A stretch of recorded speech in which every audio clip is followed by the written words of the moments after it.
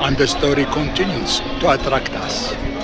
Among the stories my grandmother told, there was one that bore a striking resemblance to Moliere's play, The Doctor in Spite of Himself. Two similar stories, one from our ancestral oral tradition, the other from Moliere's play. My grandmother's tale comes from the Iraqi oral tradition, an intangible heritage. The heroine Jarada tries to improve her family's difficult situation and encourages her husband to overcome his laziness and work to provide for them. Her husband spent all his time at home without a job or work. His strong-willed wife persuades him to go to the market and pose as a fortune teller. He takes her advice and embarks on this profession, and surprisingly, he becomes very successful. The family manages to escape the poverty in which they lived, and finally, the woman can breathe a little financial comfort and savor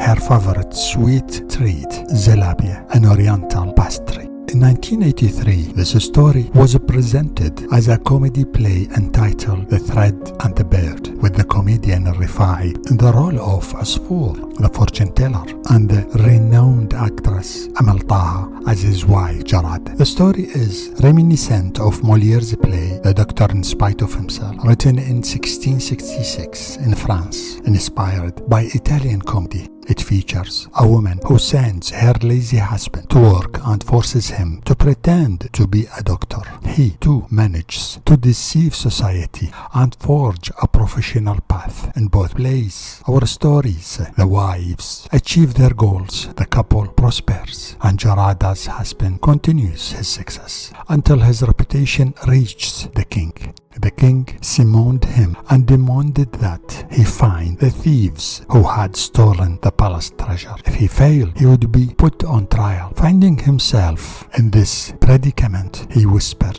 "Rejoice, Jarada, your husband is dead." At the moment, Jarada's husband understood that he was facing an impossible dilemma and that death was inevitable. He asked for a 40-day reprieve to find the thieves and the money. He also asked 40 lamps of sugar, one for him to eat each night. In these days, sugar was a rare commodity and he wanted to enjoy it for 40 nights before his execution. But circumstances changed, and luckily for him, the number of thieves involved in the theft of the treasure was 40. Upon learning this news, the thieves believed that the soothsayer had discovered their scheme by mentioning the number 40. They came to him apologizing and begging for his forgiveness. He ordered them to surrender with the loot, this withdrawing from the affair unscathed. As for Martin's husband, the unwitting quack doctor, he continues his lucrative business and treats the king's daughter. Molière, of course, was hostile to doctors, and this play is part of his satire denouncing the exploitation of patients by physicians. However, the two stories share similarities: the wife's strength of character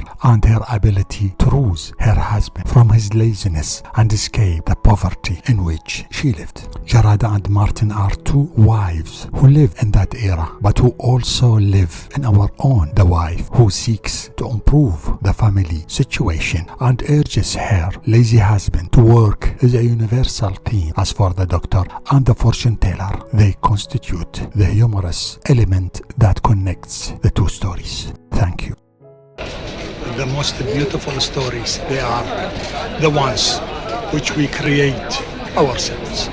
And every one of us continues to live his own story.